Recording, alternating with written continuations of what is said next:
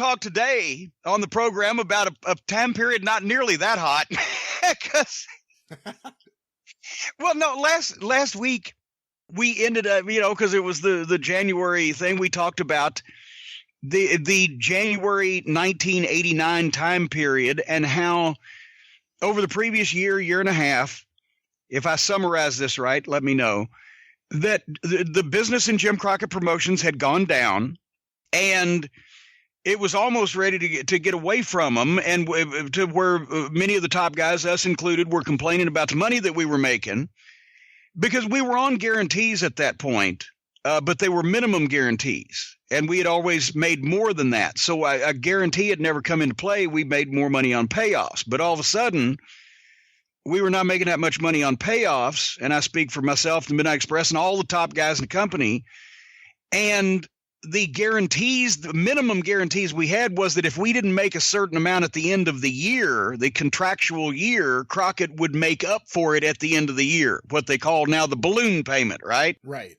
Well, as I said, that had never come into play, but all of a sudden it was, our money was down that we were pocketing and business was not good. And that's when they discovered that Vince had sabotaged them on pay-per-view. We covered that with the Survivor Series 87 opposite Starrcade.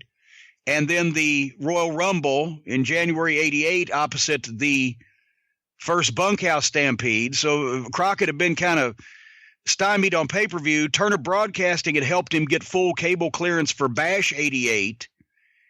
And that's where they started talking about being partners. And the TV syndicated television advertising revenue that they thought was going to make them a fortune was not materializing, despite the fact they'd bought all these territories and bought all these TV time slots to go along with them. So Crockett was at the time that we started renegotiating our contracts, we being myself and Midnight Express, he still thought that the TV ad revenue was going to come in and that they knew that they were going to get the Bash 88 on pay-per-view.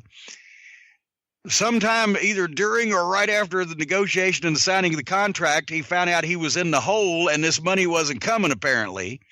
And they opened up talks with TBS in spring-ish of 88. But meanwhile, we also covered that Dusty Rhodes, as the booker, knew they had to get business back up, whether there was going to be a sale or not. They just wanted to get business back up, and he put everything in place in, say, March, April, and May and June of 88 to where business in June was probably the worst it had been. But then July, the Great American Bashes, things popped back, and they were able to keep business up for the returns to the towns in August and September with the Flair Luger rematches and the Midnight Express against the Horseman Tully and Arn with JJ. And then some members of the Crockett family started talking to Jimmy about maybe not selling because things had turned back around, but they were a couple $1 million in the hole. He didn't want to, none of them wanted to risk their mother's retirement that old man Crockett had set up, which is a family business. So they decided to sell, which happened officially on November 1st, 1988. So we went through all the gates of the Bash and all of the gates in the fall and how business had rebounded. And then we looked at what a couple months under the TBS regime had done when they hired Jim Herd, fired Dusty as booker. Jim Crockett was the interim booker from December of 89 to January December of 88, January of 89, where they brought George Scott in. And we left off where January was in a mess with the exception of the bright spot of Ricky Steamboat. Everything was either a TV taping or a house show that was not drawing that well. They were running the buttermilk run towns like Goose Creek, South Carolina, and whatever the fuck it may be, Sumter, while trying to run big towns across the country, including towns that were not necessarily Crockett backbone territory. And things were pretty grim in January. Would you term it that way? Grim would be a description of what business was in January 1989. You know, it's weird for me because I never saw it and I can never see it not knowing that there was so much shit going on behind the scenes. It's definitely hard to watch and not realize this is like weird weight. This is weird period where things are mismatched, like Matsuda with Flair. And you know what I mean? Just like things that just like, what is going on here? But then good things happen eventually, like Steamboat. But there was a weird feeling in the air, that like period where I think technically Dusty was still there, wasn't he? Dusty, well, only for a couple weeks. By January, early January, I believe especially a guy like Dusty, had been one of the biggest box office attractions in the business, when he's relieved as booker. But in any case, when you relieve the booker, it's hard for the booker to stay in the territory and just be one of the boys, unless he's also got an interest in the office or something else. Generally, that would mean that the booker would go elsewhere. And they were going to keep him as a talent, or maybe I don't know what the contractual situation was. I don't think Dusty wanted to settle for that, and that's when he moved back to Florida and started his own promotion for a period of time there. But I think by January-ish, he had gone home. Well, let me ask you a hypothetical real quick, because I never thought about it. But I know when Bill Watts went into WCW in '92, he did have to have that meeting with Dusty where he said, they wanted me to get rid of you, but I said you could work under me, that you and I could work together. And Dusty said, I'd be happy to work for you. And it worked out, fairly well, I guess. I mean, I don't know how good some of the TV was in the later part of '92, but whatever, it worked out okay. Do you think in '89, beginning of '89, when they're going through this period, you hear a lot of different names like Larry Matisick, or obviously Jim Barnett gets back in the mix. You hear Bill Watts' name may have been tossed about. If there had been a time, where it would have happened almost seamlessly to when Dusty got relieved as booker and was still under contract, that Bill Watts had been the person to come in. Do you think it was no matter who was there, Dusty had to go, or there was someone that could have been put in that position where Dusty had said, okay, I'm not the booker, but this person still sees me as a top star. Let's see how this works. I'm comfortable here. Well, yeah, I think it could have been a Bill Watts, or there weren't too many people it could have been. But at the same point, I think he started seeing also what the fuck. I mean, looking at it from his own standpoint as they're going to beat me or diminish me or whatever the fuck. I could do my own thing, or I could go to New York or whatever. But also I think he started seeing, wait a minute, I don't know whether anybody can run this thing or not, baby. There's fixing to be a lot of bullshit going on around here. I think it was probably best he went for everybody's purposes, including his own. All right. Because obviously I was not a fan of Dusty Polka Dots dancing with, whatever the fuck. But at that stage of his life, he was late 40s. It elongated his career some, but he made some money while he was up there. And that was probably the move. As a matter of fact, one time I think Dusty, I can't remember who he said it to, but he was down in Florida working in the earlier version of NXT or whatever. And he said to one of the guys, he said, Vince better be glad I didn't save all of my money. But anyway, but yeah. And so and now we won't just look into everything daily minute detail, but hitting the high spots between January and the summer. They fired Dusty as booker, so all the stuff that he had planned is out the window, and some of that was even with him because Tully and Arn had left. Then Jimmy Crockett just sits on it for 6 weeks till they get George Scott, and George Scott bungles it so fucking bad that I mean, some people have not heard the story apparently because it's been so long, but he thought the Iron Sheik was going to. I love Sheiky, but he thought that he was getting the 1978 Iron Sheik and he was getting the 1988 Iron Sheik, and he signs the Sheik to a $100,000 contract to come back to TV, and they use him for 3 months, and by that point he was not mobile enough or physical enough or whatever the fuck, it just wasn't working, so they had to pay him $100,000. They sent him home after 3 months.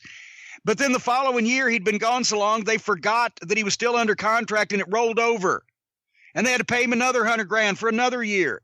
So they brought him back to TV to do jobs, thinking they'd job him out and he'd quit. But he said, fuck it, I'll put anybody over. And the squash matches were with him putting guys over were so bad they couldn't air them. So they sent him back home and paid him the other $100,000.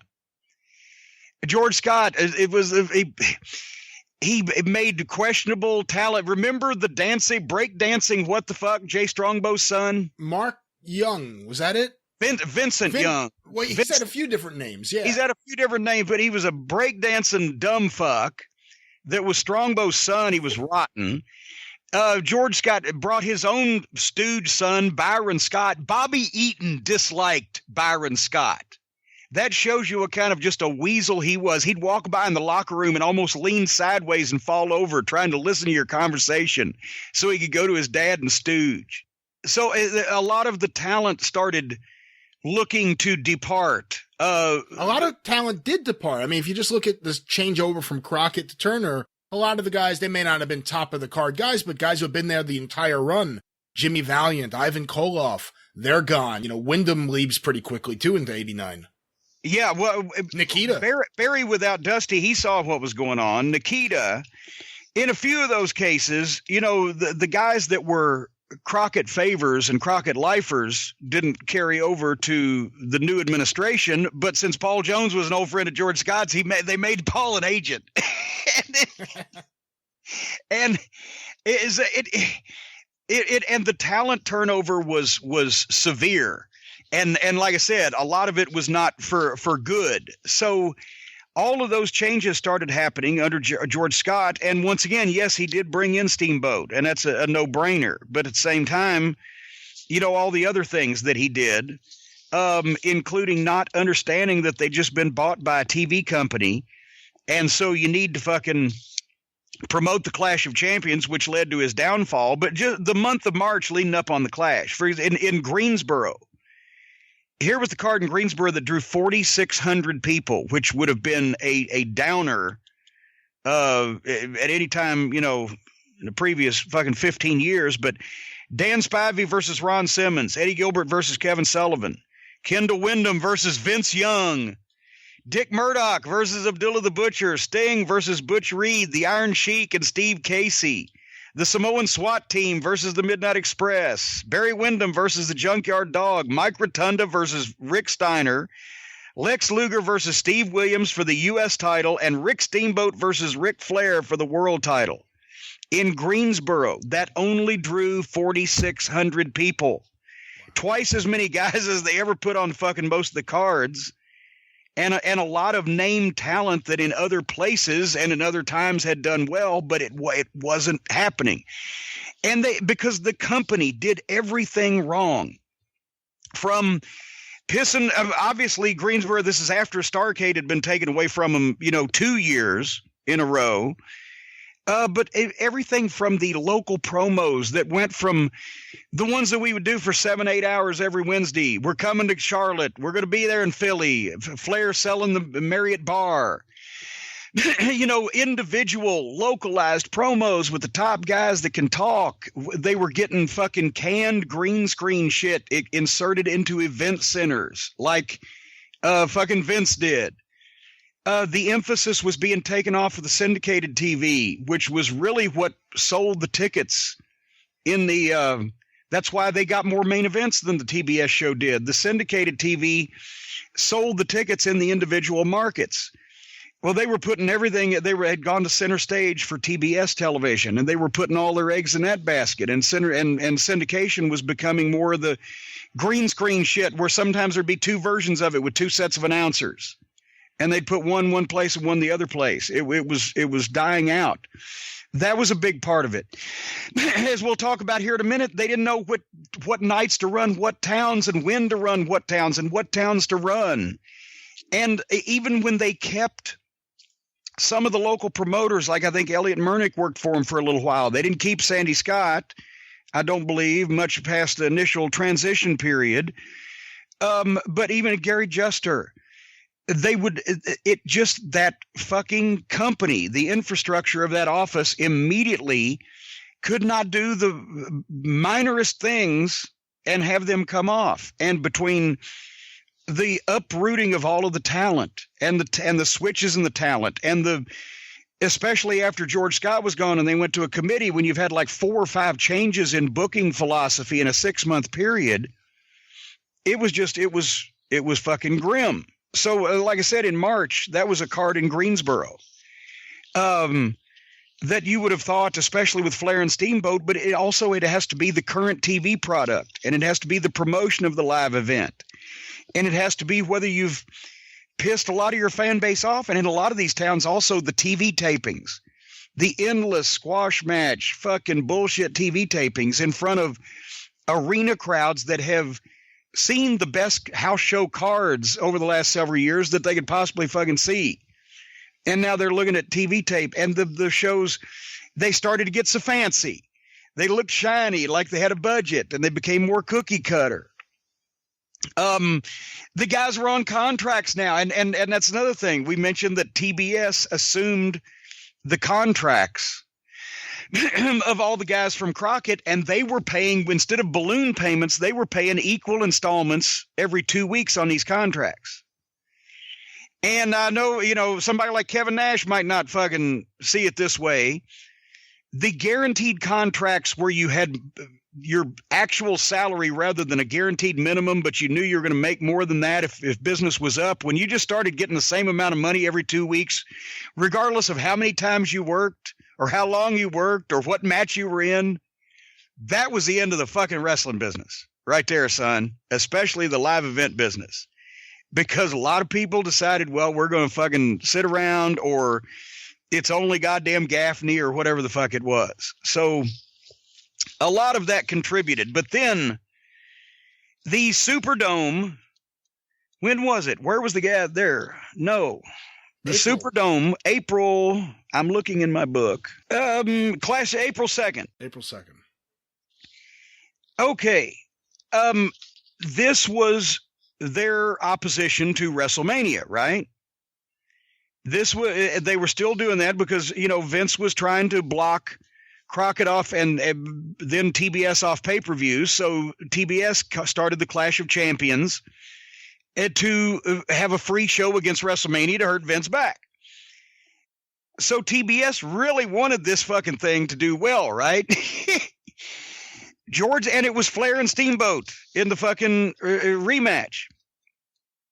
George Scott figured out a way to not promote it on television because since they were doing Flair and Steamboat in the houses, he thought that it would kill the fucking houses to have people watch the Clash of Champions. So therefore he didn't promote it, and it did a 4.3 rating, and there wasn't 5,000 people in the fucking Superdome. It looked like the crowd was like a piss hole in a snowbank. So at that point, that's when they finally smartened up and realized George Scott was in over his head and fired fucking George Scott. But in the process, the damage had been done. Now think about here was the card was us against the Samoan SWAT team with Paul Lee, Samu, and Fatu. And this was brutal because since George Scott didn't like us anyway, and we'd already announced that we'd give our notice because he was the booker and we were leaving over that, we were getting beat every fucking night. And they had told, and I'm sure Paul Jones did, tell it to the Samoans to go over strong because one of them told us that one night. So it's impossible to have a match with these guys as the Midnight are baby faces now, but I had my program with Paul Lee, but the whole reason the Midnight were baby faces because the original Midnight, that program's been fucked. So we're just serving our fucking penance by putting the fucking Samoans over it. It was just because they couldn't sell anything but each other because they're big, strong guys and blah, blah, blah. So it was brutal. So we opened the show and stank the joint out. And then we left and went back to our hotel so we could watch Flair and Steamboat on TV instead of watching it on a monitor. But it was JYD and Butch Reed in the Superdome didn't mean anything when it could have drawn 30,000 people fucking 5 years beforehand. Muta versus Steve Casey, Bob Orton Jr. and Dick Murdoch, Mike Rotunda and Steve Williams against the Road Warriors, Ranger Ross versus the Iron Sheik, Eddie Gilbert and Rick Steiner against Dan Spivey and Kevin Sullivan, Steamboat and Flair. And as you can see, a massive talent turnover and also a massive reshuffling of talent, and they were in different places from 3 months before. But at least they got George Scott fired, we thought, right? Because at least we were supposed to finish up on April 20th, I think. where we had given our notice because of George Scott, but they fired him first. So immediately they instituted a committee, a booking committee, and it was Jim Ross and Eddie Gilbert and Kevin Sullivan and, of course, Barnett and Jody Hamilton. And I may be overlooking somebody, but also Hurd had to be involved no matter what, right? But the difference in that and what was to come with Flair was there was no, as I understand it, there was no head booker. Everybody was members of committee, and the only head was Hurd because he was running the company. So you had no head creative guy. You had some very creative guys pitching ideas, and at least they knew how to use talent better. But also that size ship is impossible to turn even when you see the iceberg. So they fired George Scott at the 1st of April, but in April, May, and June, things would get worse. The commit JR and I think it was JR, Kevin, everybody was in favor, but JR's one came to us and said, well, will you guys stay? And we said, no, because we want to take a break. They've beat us to fucking powder. Bobby his knee was tweaked, and we had taken a couple dates in May for Dundee because we thought we were going to be gone. He was booking Continental, and we wanted a vacation. We said, how about this? We'll take 6 weeks off. They re-signed us before we finished, so we kept getting paid. So that was nice. But we would take 6 weeks off, and Bobby's knee would heal up. We'd make the shots. We'd committed to Dundee. I was going to take a vacation in Louisville and also go to Gatlinburg. And we were going to come back and have a renewed push so the people would try to get the bad taste out of their mouth of what we had done since the original Midnight thing fell apart. So that was so we were out most of April and May, except for a couple TV tapings where we came back in the World Tag Team title tournament. And we were very happy for a short period of time until that's when I actually first had to sit down and start having meetings about our contracts with Jim Hurd, which it's a whole hour story by itself. It's been told other places, but we offered to take a cut since we were some of the highest paid guys in the company, which is why they'd been jobbing us out to begin with.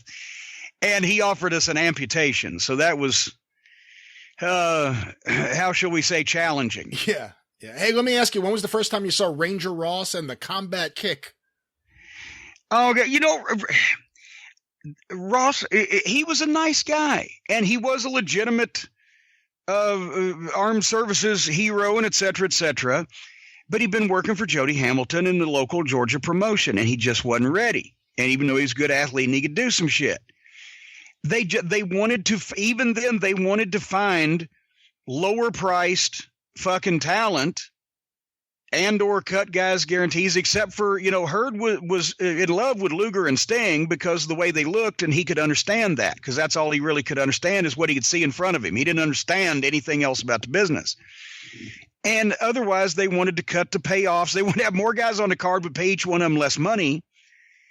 And, when you go through that many booking administrations, you're bringing in guys and signing them to contracts, and the next guy may think, what the fuck? But he's got to use the guy because he's under contract with the company. It's not his fault they changed the booker. So for the next 2 years, you had at least a half a dozen of those on the card at any given moment that the current administration could have give two flying fucks about, but they had contracts. And then beyond the bookers, in terms of who was there as an agent or who was there just helping out behind the scenes, you mentioned Paul Jones lasted at least through George Scott's tenure. When was Wahoo already back in the picture, or was that a little bit later? No, I think Wahoo came back, I think as a result of Flair, which makes perfect sense. And I believe it was the same time period. He came back as an agent. So, yeah. Wahoo came back, I think, as a favorite of Flair. Ole came back at that time as, I don't know if he does anybody favors, but he came back when Flair was around because of the, shortage of horsemen. So it eventually it got to be a good group of guys, and they, when they retired Terry without telling him first or asking him first, they made him an agent, oh joy, and put him on a creative team later on. And then, as I think he described one time, it was too many chefs and not enough stew. But anyway, there was no continuity of anything. There was a lot of questionable talent decisions. There was talent hurt by questionable finish decisions.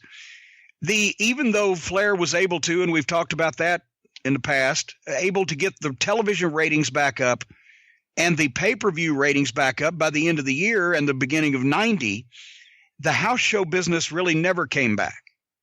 Because they were just, well, we'll get into a couple details on that here in a second, but basically we were out most of April and May, and we come back in June for the World Tag Team Title Tournament, and which I was going to finish up on the live Clash of Champions from Fort Bragg, which was a free show for servicemen there. So it was not only sold out, it was standing room, and the walls were sweating perspiration from the goddamn the heat. It was like 120 in there.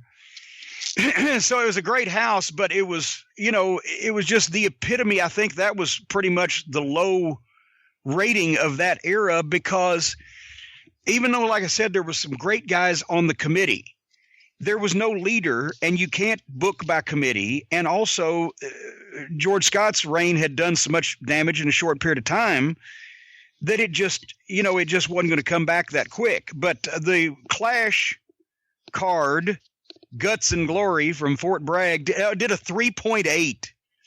The hottest event I've ever seen. Yeah. Oh my God. It was when Paulie knocks me out in the finish, I'll talk about in a second, and the EMTs took me outside. I was really selling being like fucking fucked, because it was like almost heat exhaustion at that point. But they had a tag team tournament semifinals, Michael Hayes and Jimmy Garvin with Terry Gordy in the corner. Boy, that was a rib on Shane Douglas and Johnny Ace, the dynamic dudes. They have Gordy in the corner, the one guy they wanted to work with. They had decided they were going to go with the Freebirds as the top heel team. But it wasn't the Freebirds of Michael and Terry Gordy, because Terry still had his Japanese deal, which was more money and more important, but he was making dates for them when he was here. But so Jimmy Garvin became a Freebird. And I've said this before. I was a fan of gorgeous Jimmy Garvin, the 200-pound chicken shit heel, with the hot girl.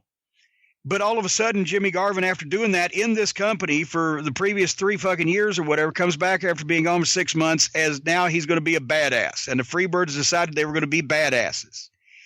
And it was hard to work with them because they didn't want to sell anything. And I'd been friends with Jimmy. Me and the Midnight and him and Precious had split rental cars.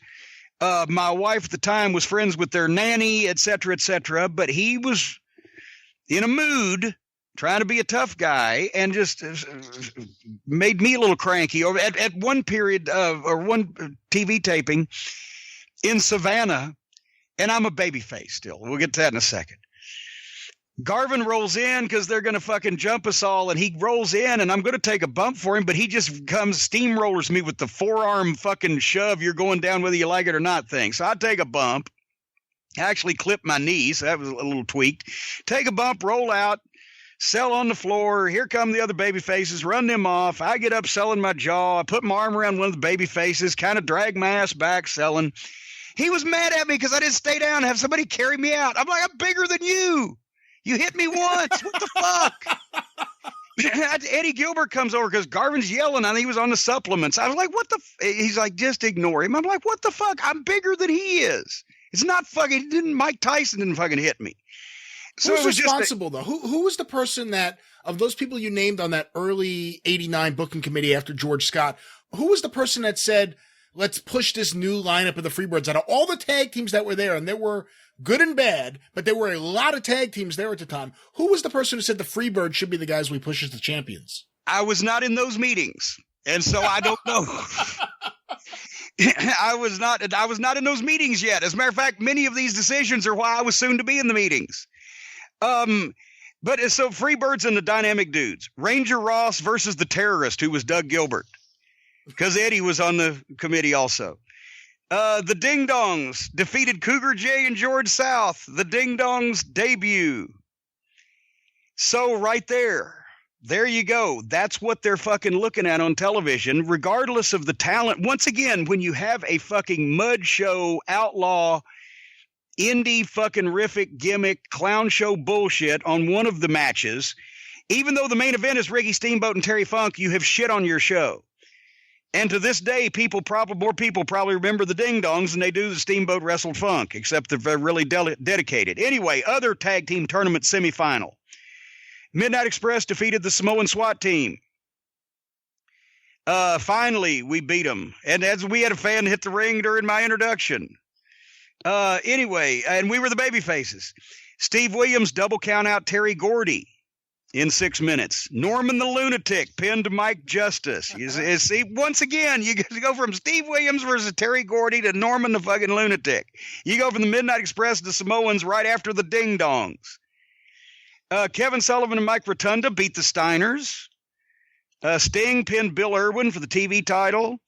And then the Tag Team Championship Tournament Finals, the Freebirds beat the Midnight Express because Paul Lee came out and whacked me with a loaded tennis racket, which it was revealed to be loaded because since it was his, they opened it up and there was a horseshoe and a chain. It was a little fucking wink and a nod. And then Ricky Steamboat beat Terry Funk by disqualification in the main event in 12 minutes. They probably should have given them a little bit more time. Well, again, it was a hot room. I don't know if they should have. Well, that's true. That's true. And maybe come to think of it, Terry might have called an audible. But anyway, you see, it was like schizophrenic fucking wrestling, right? Is what we came back to. You had a match with serious talent, and then you had fucking just gaga. And especially on a big show, our audience, the Crockett audience, the NWA audience, was not used to seeing shit like that. So at any rate, that was the big show in June. And as we've mentioned, every year previously had geared up for the July version, the Great American Bash Tour, right? And Dusty in 1988 had gotten business back to where we mentioned a number of huge houses, $147,000 in Philadelphia, $206,000 in Baltimore, $105,000 in Norfolk, over $100,000 in Raleigh and Greensboro, Chicago. So in 88, things, he got it back to where it was presentable.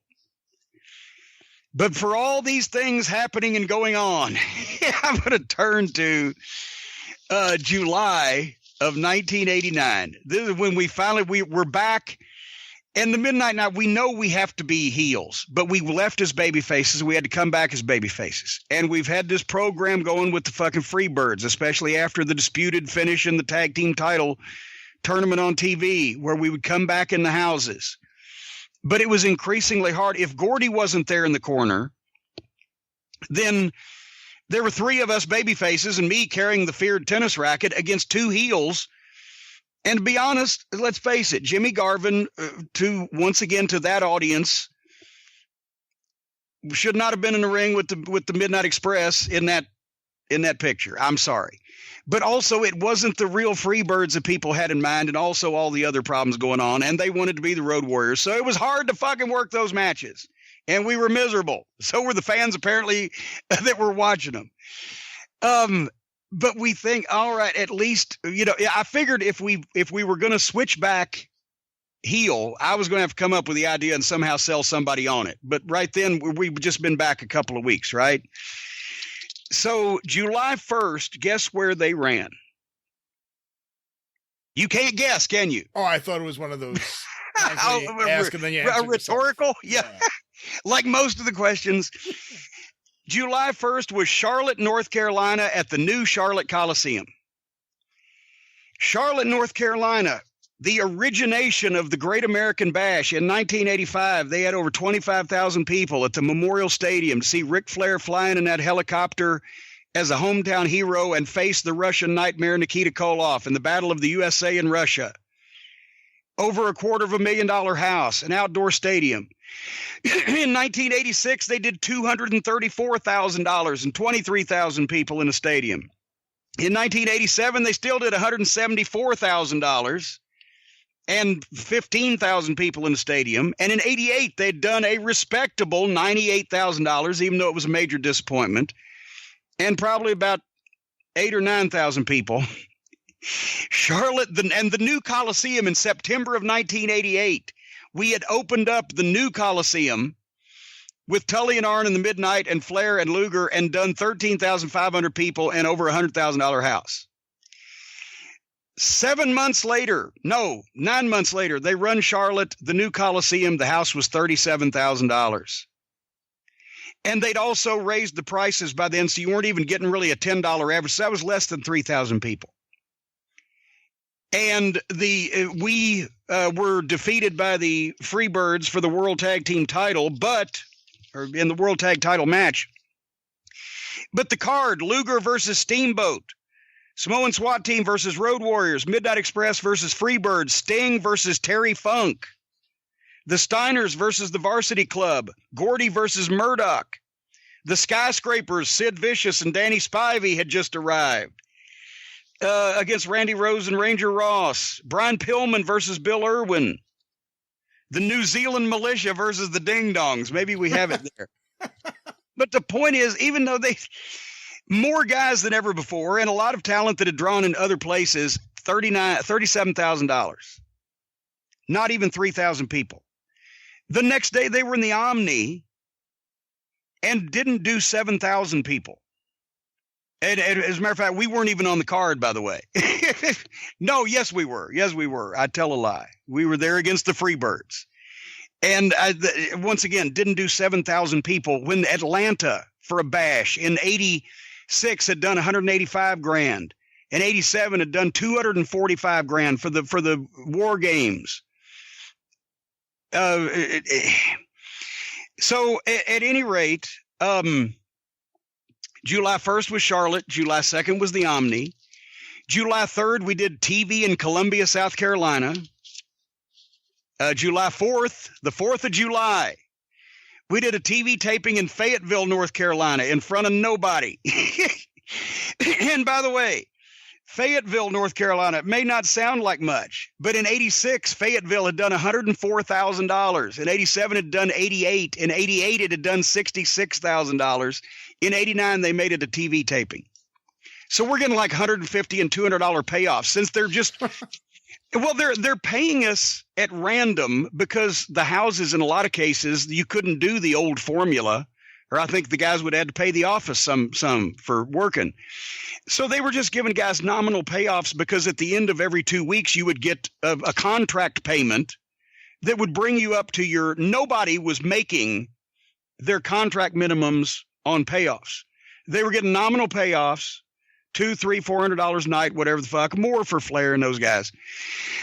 And then you'd get it when you got your check at the end of 2 weeks, they would say contract payment balance due, and you'd get like several $1,000s. So they were losing money on every show they ran here. July 5th, Charleston, South Carolina, outdoors at the stadium. It was a $300 payoff. I don't know what the house was. Midnight Express and Dr. Death versus the Freebirds. July 6th, Marietta, Georgia, another TV taping. We made $150. Roanoke, Virginia, on the 7th. Roanoke was a $75,000 to $100,000 town for the bashes. I don't know what the house was. A lot of times they wouldn't even tell you anymore unless one of the, whoever the local promoter was smart to the business and knew why I wanted to know. But we got a $350 payoff, so it was nothing. Listen to this. Boston, Massachusetts, at the Boston Garden on July the 8th. Less than 5,000 people and a $57,000 house to go to Boston in the middle of the Bash tour, right? But we have to go to Boston, which none of us know our way around Boston. We figure out where all the guys are staying. This hotel at the airport is like a upgraded Super 8 fucking chain. We fly up there. We're flying commercial now because Crockett has no plane. And we get there and we check in and we find the Boston Garden and we work. And that's the night, by the way, that Dr. Death took issue with Jimmy Garvin with the chair. I've told that to should I tell it again here just for context? Yes, absolutely. Okay. Not only were the Freebirds not selling for the Midnight Express, but when we'd have six-mans where it would be Hayes and Gordy and Garvin against the Midnight and Dr. Death, the only person that would sell for any of us was Gordy. The one guy who shouldn't really be selling, but he was the guy who was selling, and Doc got pissed. So this night in the Boston Garden in front of this shitty house, all the way up north where none of us know anything about what the fuck's going on nor care to be at that point, we shine a little bit with a couple of high spots, and then plus they pretty much ignore me because if I'm a baby face, so I shouldn't interfere. But if I try to interfere or act like I'm going to do something during the heat, they just ignore me instead of trying to get away from me or whatever the fuck. So I'm there like a spare prick at the wedding. But we shine a little bit. Then they get a long set of heat on Bobby. And then fucking, I think Stan gets the tag and makes a comeback, and they kind of sell for the comeback, and then they fuck us with a fuck finish, boom, and get the win 1, 2, 3. And then while all the baby faces are, I'm, trying to help one of them up, and somebody's laying there selling, they decide to jump us again and get some heat afterwards. And Dr. Death said, fuck this. And he grabs one of those old wooden chairs that they still had in the Boston Garden. And he's outside on the floor trying to chase Jimmy Garvin. Jimmy Garvin's not going to back up from him. And Doc raises that chair over his head, and Paul Bunyan Jimmy Garvin with that wooden chair. Whack! And Garvin screams, fuck! And Doc screams, fuck with me! And it's like that. Every time he whacks him, Garvin screams, fuck, and Doc screams, fuck with me. And Garvin is backing up, and the pieces of the chair are flying, and it cut his fucking wrists and elbows up, and it had big fucking bulge on his elbow. And I think he had to take a day off the next day or whatever. Well, we all had a day off. I'll get to that in a minute. Had to take a couple of days off because he was all beat up from that chair. So finally they leave. And here comes the Midnight Express and Dr. Death, and I'm in the back. I'm like, well, here we go. And they rush into the fucking locker room, and something would have happened had not Bobby Eaton been the one of all people to speak up and start yelling and say, hey, we ain't just here to get you goddamn guys over. And when Bobby was the one to be hot and yelling for the first time that everybody's ever remembered, then it all calmed down. But I think Doc was wanting to continue, and that would have been interesting to see, because I don't know whether Gordy would have stuck up for Garvin. He would have stuck up for Hayes against Doc, but I don't know if he'd have stuck up for Garvin. So it all could have been very interesting. So emotions were on the edge, as they say. So then we go back to our fucking cheap hotel at the Boston airport, and guess what? The next day we're supposed to be in Providence, Rhode Island. Not at the Providence Civic Center, but at Brown University. It's at Mechlin Auditorium or whatever, Meechin Auditorium. I've scratched it out in my book. They canceled that show due to lack of interest. So basically, we're in Boston, and Monday we're in Springfield, Massachusetts, where the NWA has never run before, right? So we have to sit at this goddamn Super 8 at the fucking Boston airport, wherever the fuck we were. We weren't going to go driving around in Boston. Just getting to the garden and back was hair-raising enough. We sat there and ate delivery pizza for an entire Sunday. Stan Lane was about to go out of his mind. He had no pussy in Boston, no hint of anywhere, he'd never been there, right? So we sit in this, pay $55 for the hotel room and $32 for my delivery pizza and whatever the fuck I had 3 meals of without leaving my room. And the following Monday, July 10th, we go to Springfield, Massachusetts, where it was the Midnight Express versus Terry Gordy and Jimmy and Michael Hayes, I think, because Jimmy Garvin was off or whatever the fuck. At any rate, guess what the house was in Springfield? What was Boston was what, 5,000? Boston was $57,000, less than 5,000 fans. Guess what Springfield was? 3,000 fans.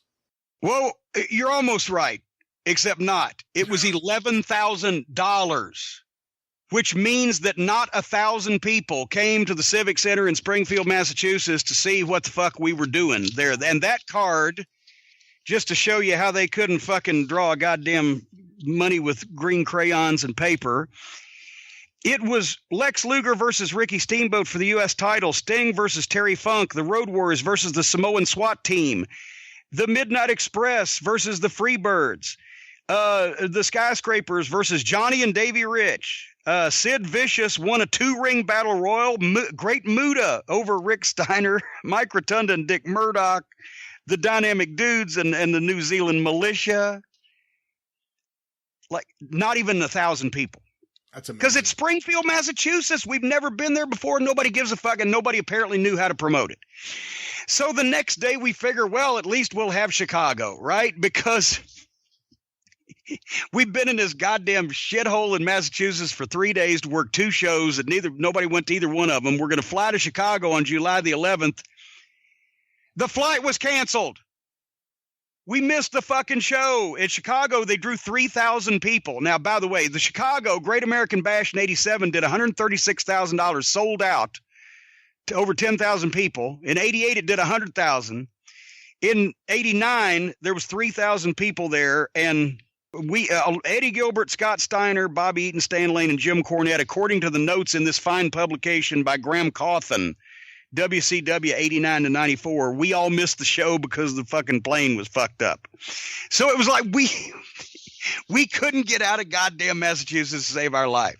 But it's interesting with Chicago, though. You point out that the Bash in 88 did over $100,000. So many people, the common perception is Starrcade 87 destroyed Chicago, and they never were able to rebuild it at all, even though it bottomed out again in 89. You're saying Bash 88, Chicago was back up to a respectable level. Did $100,000, yeah. The Bash in 87, I think, was the first of like 6 sellouts 6 months in a row, ending with or 4 or 5 or whatever it was, ending with Starrcade, unfortunately, when the Road Warriors didn't win the belts, but still. The Bash 8, they did respectable houses in Chicago after that. Respectable, not that hot streak, but the Bash 88 was $100,000.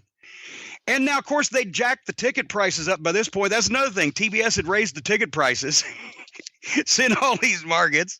So they were seeing shit they didn't want to see, and they were paying more for it, right? So that really worked well because the Capitol Center, just a note here, at the Bash there, the tickets were $15, $12, and $8. So they had gotten past that, $10 average in most places. And, of course, the Bash has always had more expensive tickets for the big shows. But at any rate, so we missed Chicago, which does 3,000 people. But guess where we were the following day? July 12th, they decided to run the college in Carbondale, Illinois. I am not making this up.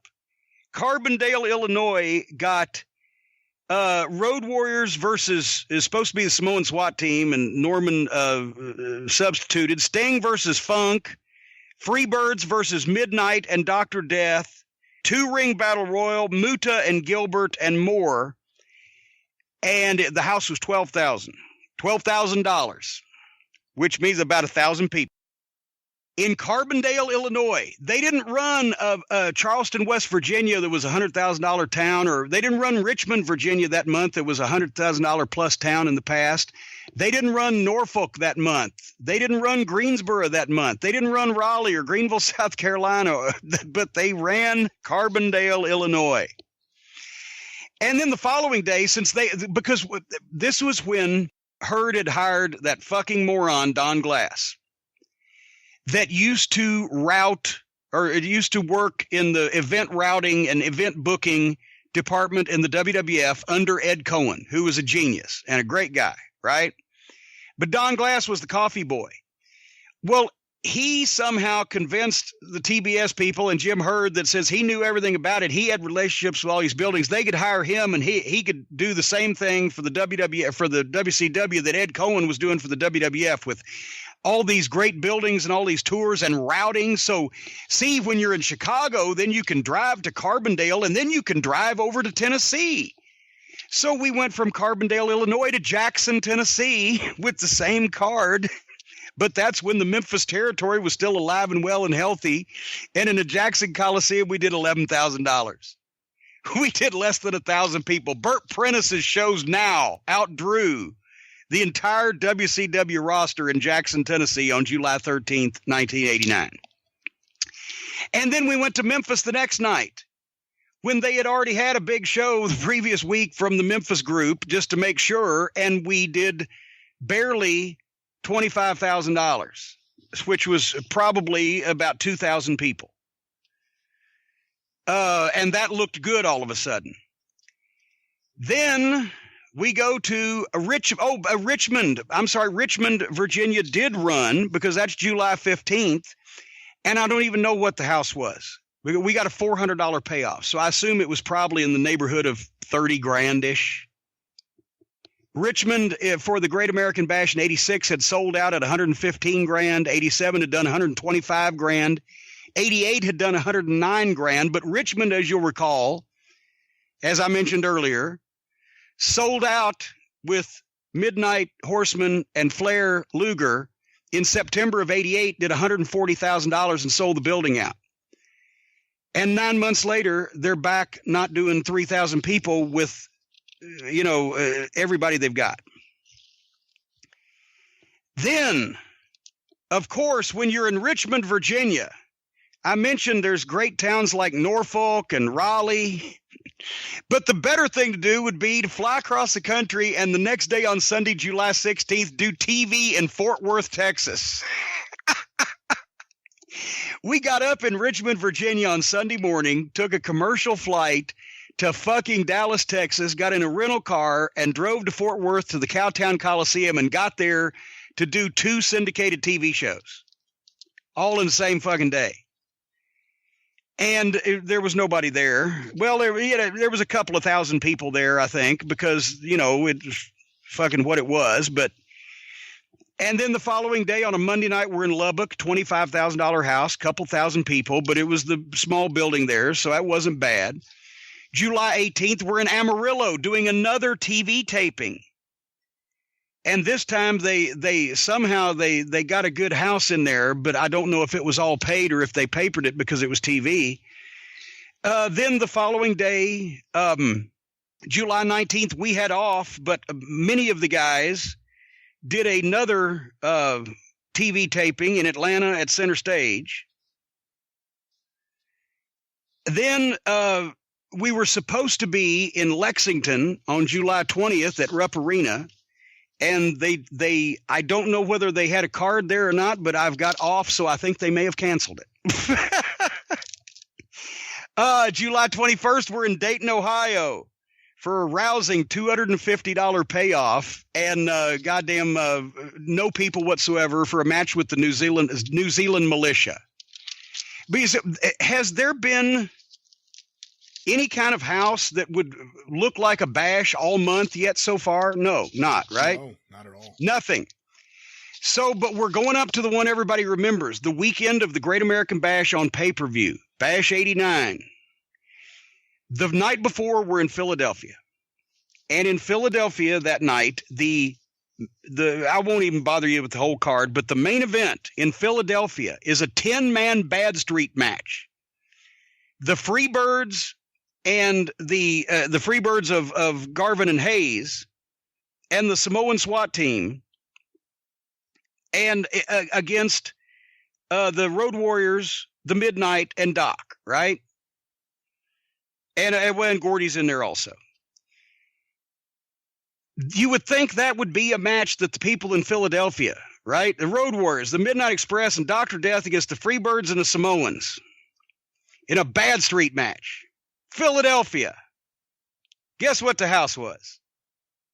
39 grand. 3,000 people. Philadelphia. In 1986 at the stadium, we did $215,000 outdoors, and that, I believe, was the biggest cash grab in the history of Crockett Promotions, because Flair and I both thought there was like 15,000 people there. In 87, indoors at the Civic Center, they did $150,000. In 88, they did $147,000. The Philly indoor record, by the way, for the NWA was $161,000, a complete sellout of the Midnight Express and the Road Warriors scaffold match in January of 87 at higher ticket prices, in case you're interested. But once again, 39 grand, 3,000 people in Philadelphia. So that leads up to the next day, Sunday, July 23rd, the Great American Bash pay-per-view. It was a 5 o'clock show that day. A lot of people don't remember that also. That house did a sellout, $188,000 house at jacked up ticket prices. And guess what they got to see that they hadn't seen on any of those other fucking shows? Flair. Ric fucking Flair. Yeah. They had shot the deal in May when Flair won the belt back from Steamboat, and Funk came from the judge's desk and pile drove him, and Flair had been off. And there'd been question whether he was going to wrestle again or not. because of the neck injury. And remember, he'd been a heel, but now suddenly he's a babyface. He swears he's going to come back and get even with Terry Funk if it takes a year. And finally, they book the match. And it's going to be on pay-per-view for the world to see. They're banking on it, right? Boom. So, yes, that drew in Baltimore. And underneath it was the War Games, Midnight Express, Dr. Death, and Road Warriors against Freebirds and the Samoans, which was the only TV War Games that we did. But at any rate, that drew, and that showed that there was some life in all of this somewhere, because there was somebody they wanted to see and something they bought, right? That's where, when Flair looked at what had happened, and I'll finish July, it won't take long, but Flair looked at what happened, or what had happened, to all the house shows and to the towns they weren't running, and to the goddamn, lost opportunity and this Bash tour. It wasn't even really a Bash tour. They just advertised some shows as the Great American Bash. But he looked and he said, fuck this. This is going to get away from us and we ain't going to get it back. And that's when he demanded the book. And not only had Flair been instrumental in Ted Turner being the wrestler that Ted Turner knew, and Ted Turner buying the company to begin with, Flair was instrumental in the deal. If he gets Flair, he'll buy it. If not, he won't. But now they've had 6 months and fucking things are on their ass and at their worst, and they're losing money hand over fist. And somebody comes along that actually draws them a house. And the goddamn pay-per-view did fairly well also. So that gave Flair the fucking the leverage to say, I need to be in charge of this, or, what the fuck. And he got it, and the only reason, as we've recounted many times, and in the Midnight Express book, and et cetera, the only reason he quit is because Herd would leave him fuck alone after he turned everything around but the house shows. He turned around the TV ratings and set records that they wouldn't touch again for 6 years. He turned the Clash ratings around. He turned the pay-per-views around, both in quality and in interest and buy rate. And had one of the better talent rosters that they had the whole time that Turner owned the company for the first fucking 8 years or whatever. The only thing he never got back was the house shows, because they had done so much damage. And as a matter of fact, I didn't even think, hold on, I want to go back to June 28th. You notice that there was no Bash show in Greensboro. Greensboro, North Carolina didn't have a Bash tour event in the summer of '89. Think about that for a second. When 1986, Greensboro had done $257,000. They didn't have one there in 87 for some reason, but 88 had done $100,000. And Greensboro was a golden goose town. They had run Greensboro in June on a Wednesday night for the first time in history. June 28th, Midnight Express against the Freebirds and others. Guess what the house was there in Greensboro? $19,000. 1,500 people. Boy, that's really the story there. It's just the story of Greensboro from 87 to 89. Yep. That tells the whole story. Because, and I love Joe Pedicino, and I'm not knocking him here. If he's listening, hello to you and Bonnie. But they had hired Joe because he was a knowledgeable fan there in Atlanta area and had experience with his Pro Wrestling This Week show. But one time I actually was raging at one of the TV tapings in the locker rooms, and right after that Wednesday fucking Greensboro deal. And I said, goddamn, Joe, what the fuck? This can be better. They run a goddamn town like Greensboro on a Wednesday night and wonder why it don't draw for the first time ever and all this other shit going on. He said, well, we have to save the weekends for the big cities. And I said, what are you fucking talking about? Well, like a Chicago or a Minneapolis or what? I got my book out of my bag and I started flipping through and giving him Greensboro houses. I said 137,000, 200 something thousand, 180 fucking thousand. I said, how much bigger do you want this city to fucking be? That you should cater your week around Greensboro, not stick it in on Wednesday night for the fucking sake of running it and embarrass yourself. Flair told me later on, that's when he was one of the reasons why he asked me to be on the booking committee was he said when he heard me lecture in Pedicino and hauling out a book to prove what the gate was in Greensboro 3 years beforehand, he said, this motherfucker knows more about the fucking running of the company than the motherfuckers that are running the company. That's why he asked me later on. But at any rate, and that's the thing, that bash day anyway, the pay-per-view bash, that kind of cemented Flair's ability to go in and become the booker. And if personally, that was my high point of my babyface career, because that was the tuxedo match with me and Paul E. And the deal wasn't, everybody said, what, I think there was a question on the drive-through, well, tuxedo matches are comedy. No, it's a goofy stipulation, but you know, when Harvey Whippleman and Howard Finkel did it, bless them, it was comedy. And they expected that me and Paul E would be comedy, and a lot of people have gone back and looked at it since it's on the network now, but even Bob Caudle and JR were ready for it to be funny.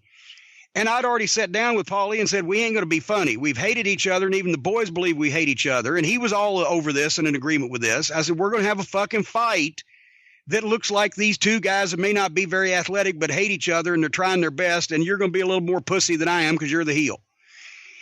And, of course, the night before in that 10-man Bad Street match, I'm wearing my knee braces. They're fighting all over everywhere. I jump up on the apron to get out of the way because Gordy is raging on the floor. He picks up the 8-foot lunchroom table, and he's going to press it over his head and throw it over the top rope that I'm standing in front of, right?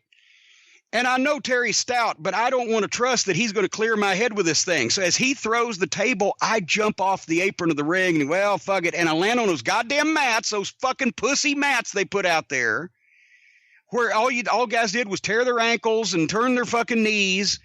And goddamn, if you took a bump on those, it still fucking jarred you, but people thought it was all phony, no matter how good it looked. Whereas if you took a half-ass bump on the concrete, people said it was concrete and it got over.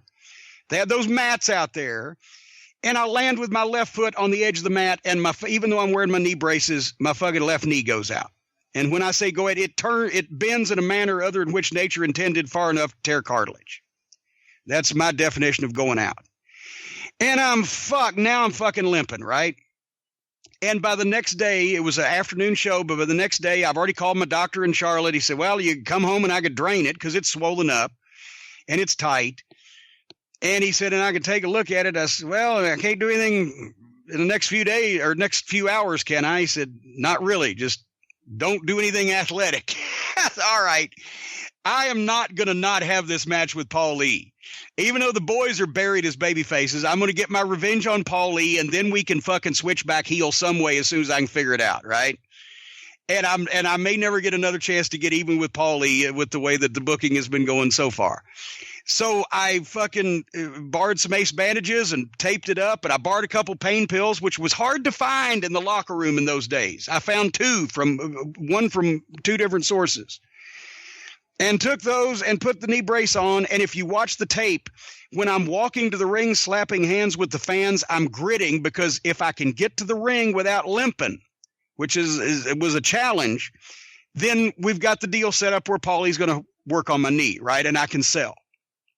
So I get to the ring. We do the deal with he throws the fucking powder. Oh my God. He goes to fucking work on my knee. And I've told this story before too, but it bears repeating. I've sat in front of him for 2 hours previously going, okay, Paul, when you hit my knee with the phone, hit it as hard as you can on the knee brace on the side, right? And I'm showing him the knee. He goes for the wrong fucking knee. He starts hitting my good knee. And you see me trying to grab him by the shoulder and pull him over to say, other knee. Because now I'm the veteran. I'm the veteran worker in this scenario, right? I'm trying to call this fucking thing. So then he just starts hitting all the fucking knees, right? But it served its purpose. I could limp. We got through the fucking thing. I'm surprised it was as good as it was, because I literally could not walk, and it was very fucking, it was challenging, but we got through to it. I only potatoed Paul once. You can pick out in the comeback which one it was. And it was acceptable, but even Bob Caudle and JR had to start calling it seriously when he's slapping me in the face as hard as he can. And I'm fucking selling like I'm goddamn crippled. You know, they picked up on the story. So we enjoyed that. And the following day, the best part about it was, instead of having to go to goddamn Altoona, Pennsylvania, I got to fly home and have my knee drained, which was preferable. But so that was another 2-ring battle royal and everything in goddamn Altoona, and it didn't draw. And then July 25th, we were in Wilmington, North Carolina, except I was still off. It didn't draw. July 26th was Jacksonville, Florida.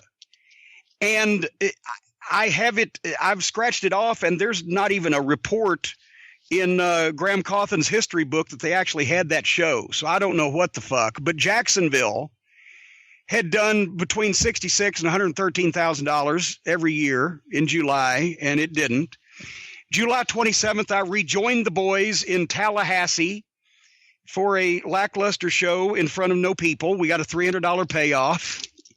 Orlando was the next day, same thing. Don't even have a house recorded, but we got a $300 payoff. Tampa was the next day. I think they were just giving guys at our level arbitrarily $300 payoffs, because the following day, July 30th, we were in Miami and got another $300 payoff.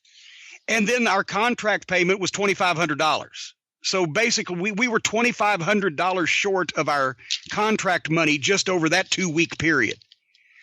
If it shows you, and that was on the reduced contracts, not even the big ones that we had before. So the entire pay structure was fucked up. Nobody was motivated. They were seeing these towns that if they were promoted properly, and if they hadn't seen all this horse shit, and if everything I said hadn't happened, would be drawing, and they're not.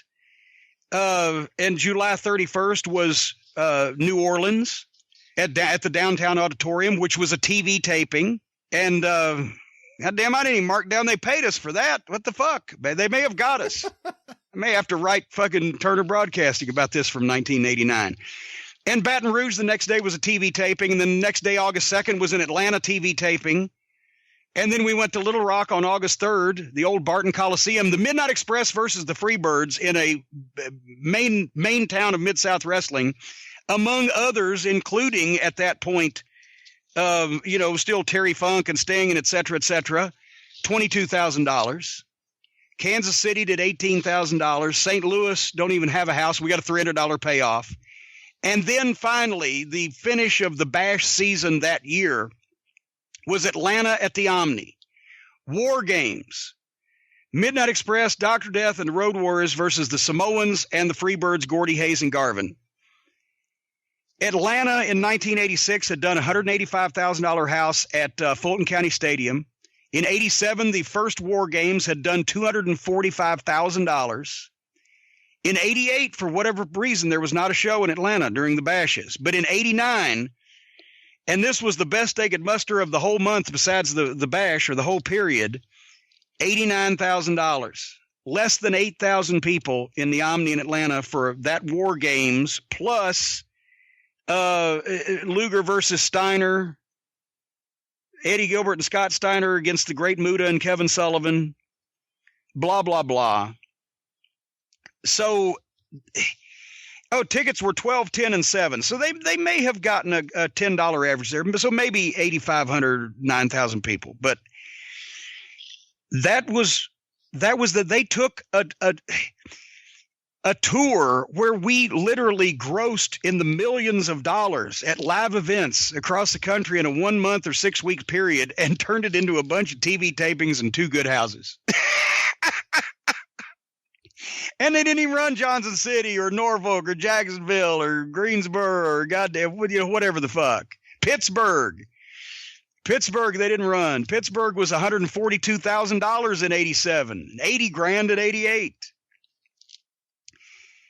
But that is, and basically right after that, that's when Flair said enough is enough. And as he was coming back to the cards, he wanted to be more in control because he didn't want to fucking flop that bad also. And to be honest, the houses, I say the house shows never came back. The house shows intermittently would do good here and there, but he wasn't booking he was booking the cards, but he wasn't booking the tour. When you're going to Carbondale, Illinois, there's only so much you can fucking do, right? And so when he got back for the program with Funk, which they both showed so much fucking dedication on, that revived at least the the atmosphere somewhat, but still it was hard to draw a house. Charlotte only did with Flair and Funk in August only did 6,000 people, but still that show was goddamn twice as good as the one that they just had before. Oh, and there's a note here also. The same day they ran Charlotte in August was the day that the WCW Saturday Night Show was a replay of the show from 3 weeks before because they couldn't find the fucking tape, and they couldn't find it until 45 minutes after the old show had gone off the air. So they owned the company, and they owned the TV station that ran the program that they paid to produce, and they still couldn't air the right fucking show. Let me ask you this. You've just detailed, in great detail, several months of Turner-owned WCW and all the problems with it. In that period of time, let alone the period of time where you were on the booking committee, what did they actually do right? What actually improved from Crockett Promotions, if anything, that they did do? Well, you got your money up front. That was an improvement. Even though, as I said, it was once the guys found out they didn't have to earn it, and it didn't matter what the show. Then it becomes a self-fulfilling prophecy. Like, well, it ain't gonna draw anyway. Why kill yourself? You know, except for some of the guys, obviously, who were motivated, but some were not. What they had more. I'm trying to figure out a way to say this. There was just more professionalism in terms of they actually did, especially old Chip Burnham, who was one of the office representatives that would check up, and he'd come in and he'd have a big smile on his face. We're all sitting there like fucking Easter Sunday that time we were in San Antonio in a 16,000 seat building with 800 people, and we're sitting there and Chip would come in. Anybody want to draw? You know, you know, they dealt with the guys more like they were stars, but that's the problem. Sometimes they dealt with you. You got treated a little nicer, but then again, then people started abusing that. I don't think the TVs they washed it. They cleaned it up too much. The whole appeal of the NWA style of wrestling was that it was grittier, more realistic, more violent, and trying to, well, in the Midnight Express book was that famous memo that they put out from Turner Broadcasting Standards, where they didn't like that Funk put the plastic bag over Flair's head, and they didn't want, and the other guy got his arm broken with a branding iron. Well, yes. Imagine what Dusty had a broken body part 9 months out of the fucking year from something the heels had done to him. So they said, we don't want gratuitous violence. And my caption in the Midnight Express book was, TBS sends out a memo banning gratuitous violence from a program about gratuitous violence. They washed and cleaned up and sanitized the house shows where everything was just and the ding dongs, and it started to look like WWF light, and our audience didn't like the WWF to begin with, and if they did, they watched both. But the feedback we always got was, we love this shit because it looks like you guys are mad, et cetera, et cetera.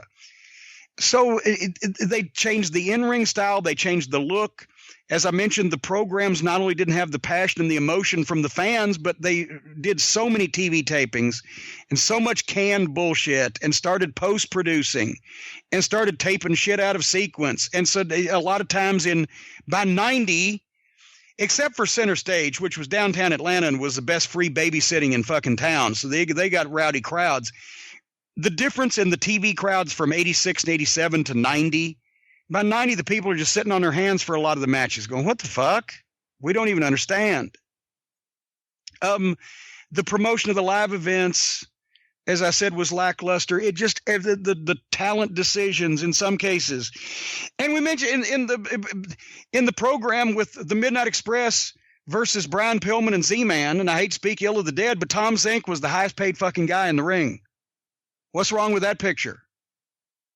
It was insulting in a lot of cases, because once they started signing these guaranteed contracts, that's when guys started really being jealous of each other. The guys in the old days were jealous in a good way, like, I'll work harder and I'll get that fucking top spot because he's making so much money, I want to be where he is, but you didn't just resent the fucking guy. But when all of a sudden you've got guys that are sitting home making six figures because they're so fucking non-talented that the new booker doesn't want them on the TV rather than putting guys over. Or you have, a guy like Bobby Eaton who 15 guys on the roster, including guys who are not nearly the worker nor are not nearly the draw, are making more money than because some fucking idiot thinks that they look good in their 8x10. Everything fell apart. The sense of family and this is ours, it's us against them fell apart, where it was always the Crockett locker room against the fucking WWF. We know we're better. We can beat these fucking guys, right? We're going to sell these buildings out. We're going to get this heat. We're going to draw these fucking houses. Then under TBS, it became, well, these fucking guys can't do anything right. So what the fuck? What difference does it make? Nothing I can do can make any difference. And also we had the rivalry with Jimmy Crockett. It's like the boys always hated the promoter in some respect, or was mad at the promoter, or didn't like the promoter, or didn't trust the promoter, or whatever. But still, it was a family thing where the Charlotte guys were fighting the guys up north. Then it became everybody in the locker room hated the fucking Turner Broadcasting office with a passion that was paying them all his fucking money, because elsewise it was complete pain in the ass. And everything else was completely fucked up. The only thing we were getting was the checks. So it was it completely turned around. At that point, the only time that we actually enjoyed our jobs, me and the Midnight, were when we were actually, from the time we went out to the ring to the time we came back. A lot of times we didn't even like being in the locker room anymore because there's too much fucking outside influence in there. Okay, house show, Jim Herd's not there. Who's Jim Herd's biggest stooge in the locker room? Well, I don't even know that he had any. Because most of the guys on if Chip Burnham heard something or whatever, already but the people that were in the locker room, especially with when Flair was the booker, me and Kevin were on the team, Wahoo's an agent, etc. Everybody was fine, but Herd would get his news from Barnett would have sources.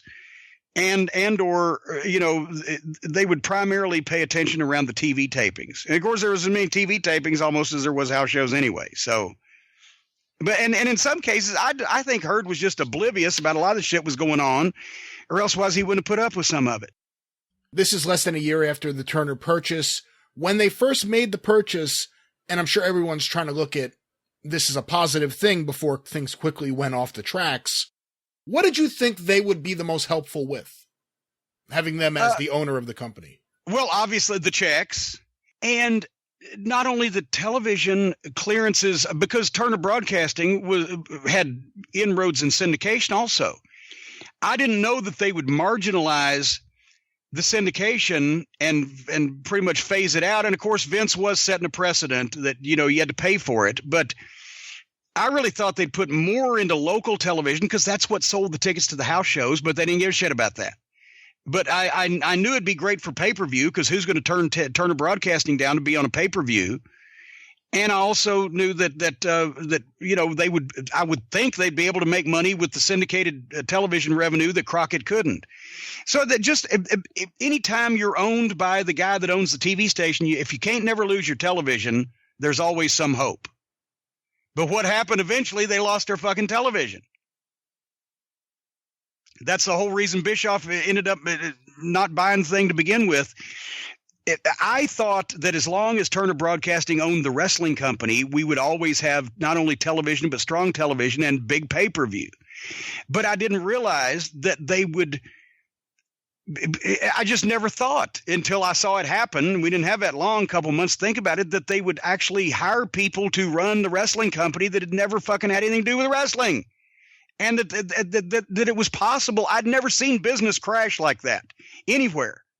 I didn't know it was possible to fucking bring something that was fairly successful for that long period of time to a fucking almost dead standstill within a couple months period of time. But they pretty much did it. And that's and the constant turnover. Even Flair had the book from late August or mid-August to the following February when he quit. Then they went back to another committee. But then They appointed, maybe it was Ole or maybe it was Dusty that was next. But Herd was still always over who the booker was. And I had a talk, as we've told the story before. Dusty called me to come back in 91. But I was setting up Smoky Mountain, and I knew I was, and I didn't trust Herd. So I gave him other reasons that I didn't want to come back, because I didn't want to lie to him. But if it had been Dusty running the company, I might have come back, but not Dusty being the booker and Herd running the company. And then Herd finally quit. Then they got Kip Fry, and he hired other bookers and blah, blah, blah. There was easily from November 88 to just 94, when Bischoff started getting the most influence, there was easily, 9 or 10 different booking regimes, average of at least 2 a year. And it's just a fucking mess. It's just a fucking mess. But I don't think you can understate it, that they wiped it down and cleaned it up so it would look like WWF wrestling, which it removed the appeal that we had that the WWF couldn't replicate, is that there's no way that they can make their shit look as fucking real as ours.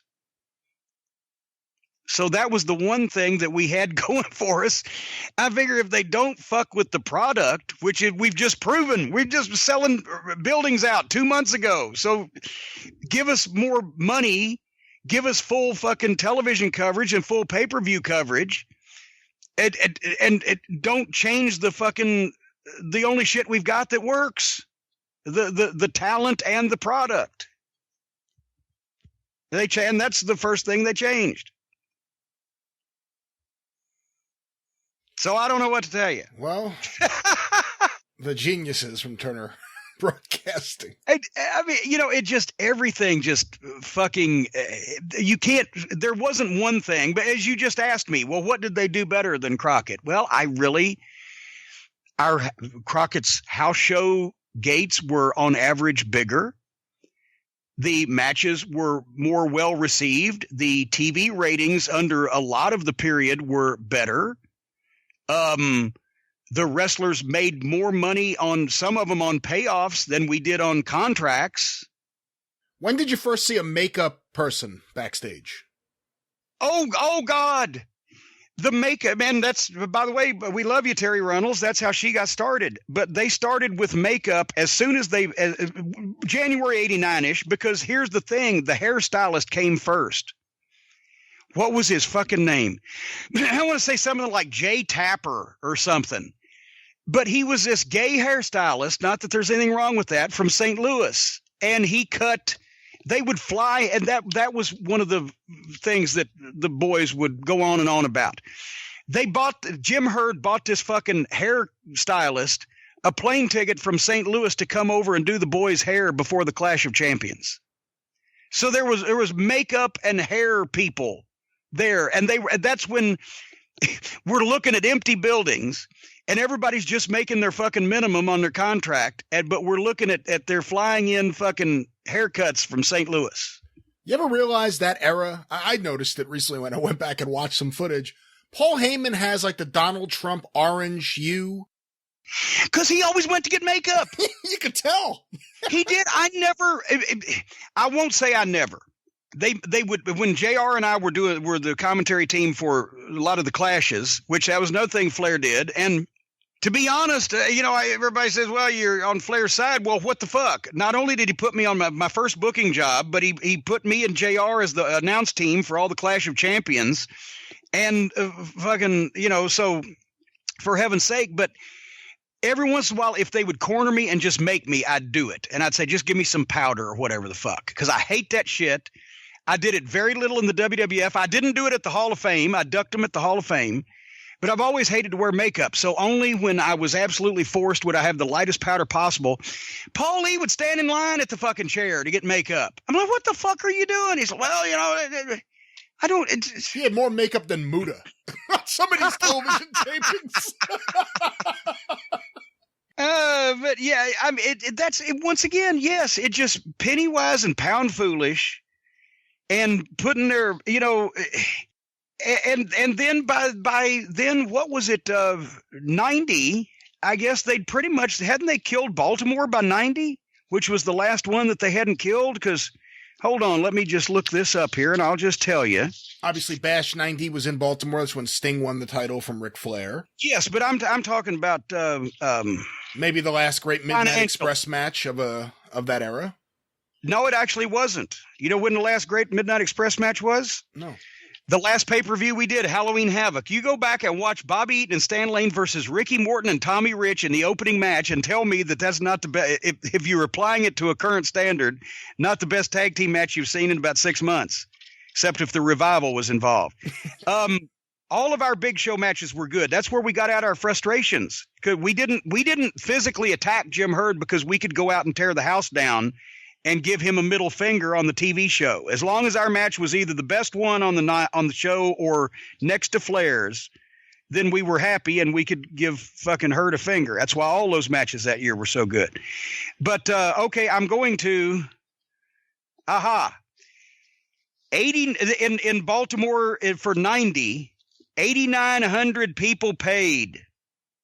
Didn't even sell out the goddamn building. So they had started to kill, and I think the house was, it probably was 6 figures or whatever. I don't have it written down here, but the point is, the Baltimore, D.C. area in 1986, Washington, D.C. at the Armory had done 135 grand, and Baltimore had done 106. In 87, Landover, Maryland had done 195 grand, and Baltimore 146 grand in the same month, and they're 30 miles apart. So that's 30-something thousand fucking fans. In 88, Landover, Maryland did 157,000 and Baltimore did 206,000. And in 89, Baltimore still did a $188,000 house and sold out almost 13,000 people or whatever. By 90, they didn't run Landover and Baltimore didn't do 9,000 paid. So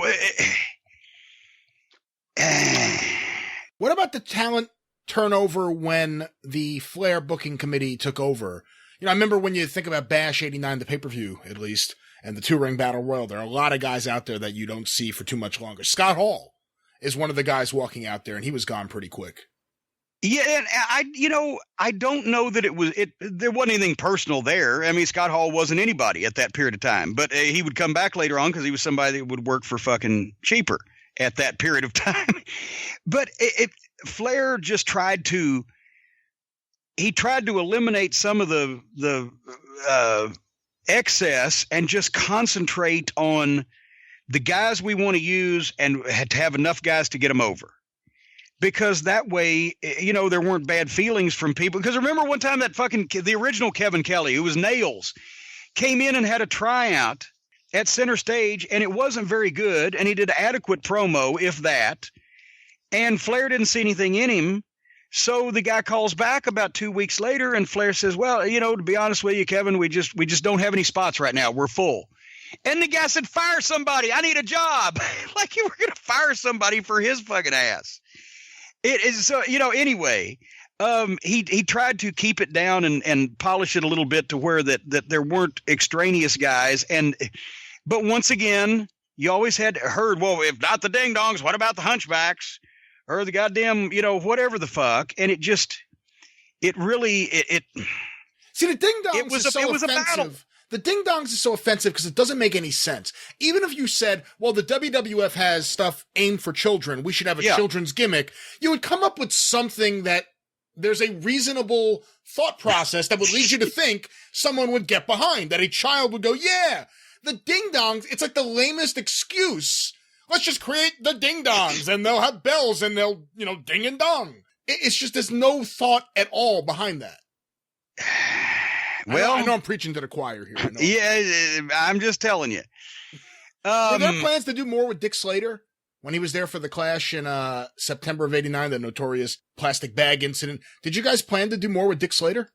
Because that's right when I was starting. I think that they would have, and I can't remember what happened, why they didn't, to be quite honest. Why did Slater leave? Well, here now you've stumped me. And then when did you guys start hearing, because I think Wyndham didn't return until right as the booking committee, right as Flair was leaving as booker, but there had been a lot of stuff going on. He was supposed to be in a Survivor Series, and then he wasn't. He was supposed to be in the Royal Rumble, and then he wasn't. This is right when Blackjack and Kendall obviously were having all their legal issues. But when did you know Wyndham was coming back? Was that something that Flair had been trying to put together? Well, because we were trying to find horsemen, right? And so, of course, he had been talking to everybody, and then I don't know whether when they passed, Barry had great timing. He was either coming in or there when Dusty was his mentor and father figure was leaving. He was trying to come in to work for Ric Flair, and Ric Flair they pass in the night. I don't remember how much time elapsed, but yeah, it was in the works. And Flair because Rick makes quick decisions. When he just got fed up because he called me that day and he said, well, I'm faxing in my resignation. I'm like, oh, fuck. Because I knew here it goes. It's downhill from here. And it was. But it was like with, just a couple of days decision.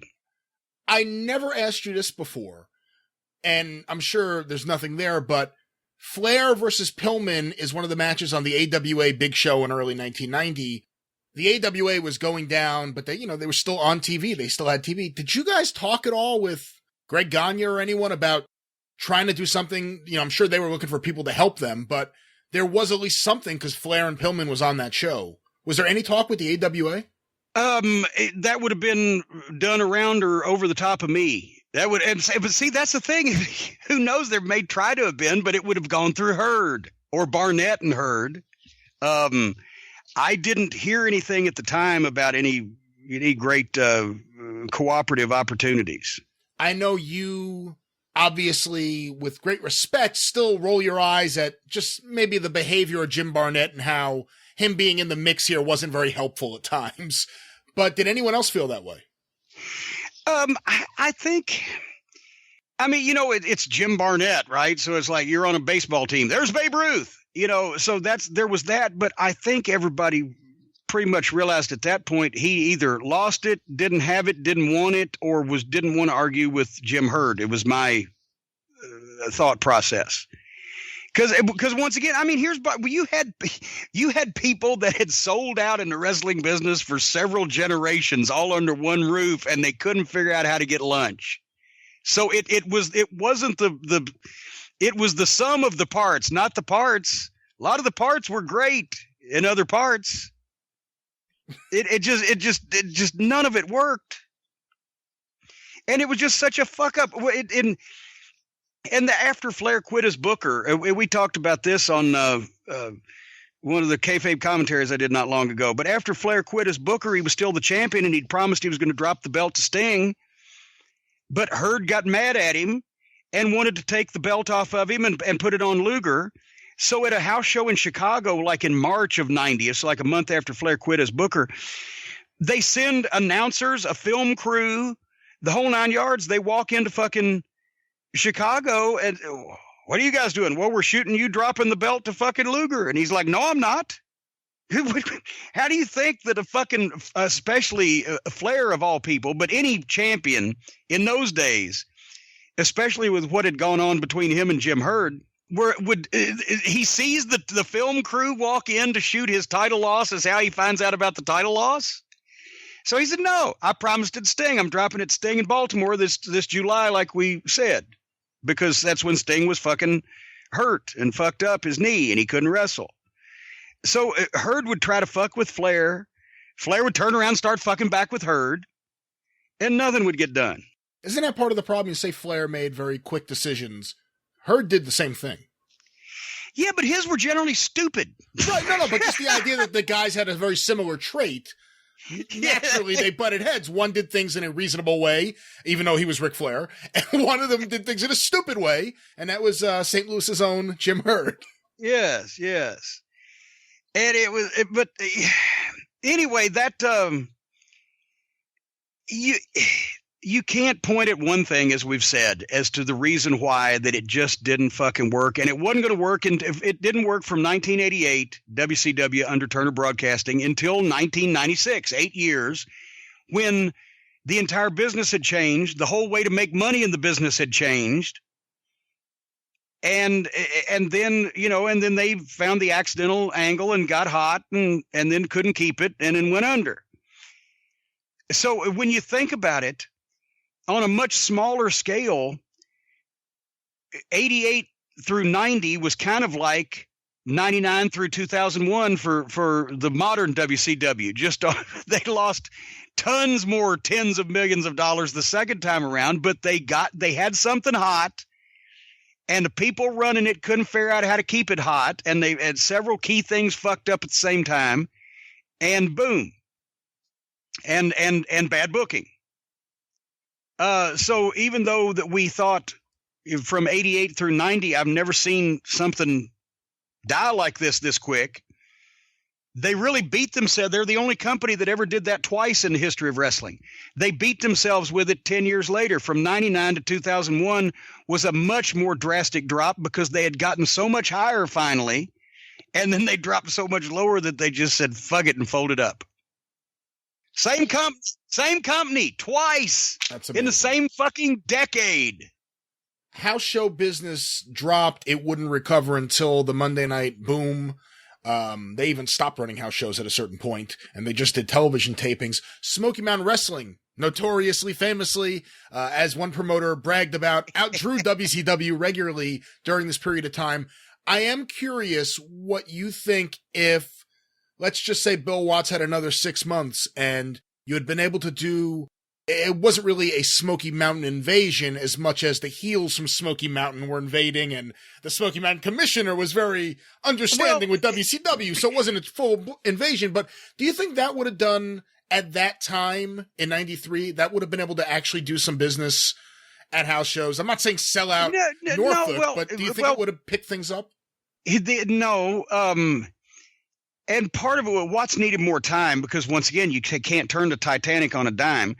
Watts needed more time, and also people didn't understand what he was trying to do because at that point, he didn't realize that it's not that people had gotten smarter, it's that people had gotten stupider about wrestling. And when he came in, he honestly thought, I think, that people understood what he was trying to do, but even the boys in the business couldn't figure it out, and therefore they didn't want to give him time to do it, or it'd have been better for everybody. But I don't even know whether he could have resurrected the house show business at that point, and that had been 4 years or whatever it had been. It was a while after Herd. But the Smoky Mountain relationship would have been more of an early version of developmental. The only people in Smoky Mountain that were going to pop a rating or any kind of pay-per-view buy rate or whatever just by appearing were either the Rock and Roll Express or me and the Heavenly Bodies because of our history. That's why I suggested that match, pitched it to get my foot in the door on the thing. And because I told Watts, this is my exact words, I said, those fucking morons that you're working for down there just spent $50,000 on a goddamn movie where a midget blows up a boat to sell a pay-per-view. Nobody knows what the fuck's going on. I said, you give me half that, and I will not only give you the top babyface tag team of the predecessor company that you're now running that drew the biggest gates and ratings, but I will give you another team close to the Midnight Express that I manage against them, and the angle and execution of same on pay-per-view, all for half the money they spent on the fucking, and that's how I got the $25,000. But we would have been able to, like we got Arn Anderson, we would have been able to get some, and we got Bobby for a little while. We would have been able to get some of their talent for a limited period of time. Let's say if they were changing somebody's gimmick or somebody had been out injured and wanted to get back in ring shape, then Watts could send them to me for 2 weeks or a month, and I could use them and figure them into my big shows to enhance my local full-time talent. And maybe there would be spots on pay-per-view where my guys could go down there and be involved in something that didn't just make them look like, local yokels. Or as you know, when I sent Paul Orndorff down there because Paul had been working for me, and Watts called me. That's how we started talking and said, how's Paul work? He drew a lot of money for me. I know he's been hurt. How's he looking? I'd like to bring him in down here. I said, he's been fucking great, and he looks fantastic, and his work is impeccable, and I'd love for you to take him and give him some bookings because I can't pay him anymore. I've used him up, and he's my highest paid guy. So it was easy to do business with Watts, and that's the way it would have been. It wasn't that there was just going to suddenly be Smoky Mountain Championship matches on all the fucking, WCW pay-per-views or whatever. Part of it was more that, and also if I found a Paul Orndorff that he wanted, or as later on what I did with. There was a reason why that so many guys went from the from Smoky Mountain to the WWF, because I was sending them. If I'd have been working with WCW, I'd have been trying to send people there to keep them away from the WWF. But I did the same thing to send them to the WWF and keep them away from WCW, because that was the arrangement. So you would a satellite territory would funnel guys that they could develop, and then once you're finished with them. Fucking, hey, you want to take this hot new heel I've got, Chris Candido? He's a hell of a kid. He can work with all your fucking cruiserweights or whatever the fuck, right? It wouldn't have been a deal where we were presented as necessarily a competing promotion on their television or one that was equivalent in size or strength or whatever. But and also WCW wouldn't run fucking house shows in Knoxville and Johnson City. Because why would a promotion I'm working with be running fucking against me? That was agreed to. Things like that. Stuff that you could deal with Watts because he understood how the wrestling business was supposed to fucking work. Going back to Bash 89, the topic here, it is widely considered one of the greatest wrestling pay-per-view events of all time. From the moment it happened to this day, it's still considered one of the very best, and it holds up. Yes. I'm curious what you felt right after it. I mean, you had a hurt knee, but you still had maybe the greatest tuxedo match of all time because it actually made sense. It wasn't a complete embarrassment. And that's like being the nicest guy in prison. You had the greatest tuxedo match of all time. You were also at ringside for the War Games. When that pay-per-view ends, what's the general feeling? Is it, this company, or is it, we did a really great show. Maybe something good will come out of it. It was a great show, and I think everybody was happy, and it was a sellout. And there's still life in this horse. We can do it, and I think that's what motivated. As I said, that's what motivated Flair to say, "Okay, I've got the leverage now, and we can stop this fucking bleeding." And I was happy because me and Paulie didn't embarrass ourselves. And even though my knee was fucked up, I didn't have to go to Altoona. And I remember, as a matter of fact, my wife was in town. So me and her went with Eddie Gilbert and Missy Hyatt to fucking Sabatino's because I was in Baltimore and I'd been looking forward. I believe I mentioned that goddamn string that we spent in fucking, West Texas and up in Massachusetts. I'd been looking forward to going to Sabatino's. So even though by the time I got finished with that match, I couldn't bend my knee and I could barely walk, I went to fucking Sabatino's because I was like, fuck it. They can't drain it till tomorrow. So whatever I do now ain't going to make any difference. And, everybody was up and happy, but that was the problem is that, a show like that, especially because it was the ultimate angle, take Flair away from him and then bring him back in fucking recurring heroes role, etc. Everybody was up because of that show, but there was still going to be the daily problems of Jim Herd being a fucking moron and fucking things up. And constant, misery and revolving door, fucking bullshit from all the other aspects of the business. So, but, we knew we could still put a fucking show on. I know we're running late. Just a couple more questions, I promise. Oh, I'm all right. The rumor's always been that Eddie Gilbert was originally scheduled to turn heel on Sting at Bash 89. You weren't on the booking committee yet, but do you know anything about how true that is? I have not actually even heard that, I don't think. So what did – let me find the card here. What did Eddie do on Bash 89? He was in the Battle Royal, and he escorted Sting to the ring for the match with Muta. Well, I don't know. I'm sure Eddie probably wanted to turn heel. He always liked being a heel much better. But we talked about this was before Flair was the booker. So I don't know whether there was ill feelings between Eddie and Rick before that or whether it was kind of simultaneous with Rick taking the book. Because to be honest, when he took the book over, Eddie was on the committee. Rick suddenly became Eddie's boss. Whereas I'm sure Eddie had fucking sights on wanting to book the whole thing himself because he'd been crazy if he didn't have sights on it. Because back in those days, you could have gotten away with stuff like that. But so I'm sure he probably wanted to do it, but Flair just outranked him. What was that dynamic like, considering Eddie had been on a booking committee and his wife at the time, Missy Hyatt, was on TV, although she certainly was not being used to her full potential because she was such a great character that was just never used properly after 1988. But then also you have Kevin Sullivan on the committee before Flair and the committee with Flair, and he has his wife, Nancy, woman, who is now being introduced on TV and would eventually become that lead heel vixen valet manager for a while. What about that dynamic? The fact that you had two guys on the committee and one guy getting kicked off the committee, and they both had wives in the mix. Well, and see, I didn't come in till after Eddie left, and we've told that story. I took his spot, but I was not sitting in his chair when he came in one day. They had told him ahead of time. But Rick wanted me on the committee, and he didn't want Eddie on the committee. But by the time that I got there, since Eddie was not on anymore, Missy tended to work her gimmick a little bit outside the ring as well in those days, and she had her fans and she had her detractors, or how they wanted to use her and in what way and etc. I'm like you, Missy Hyatt with the Gucci purse in fucking Mid-South and UWF was the thing I would have always have done.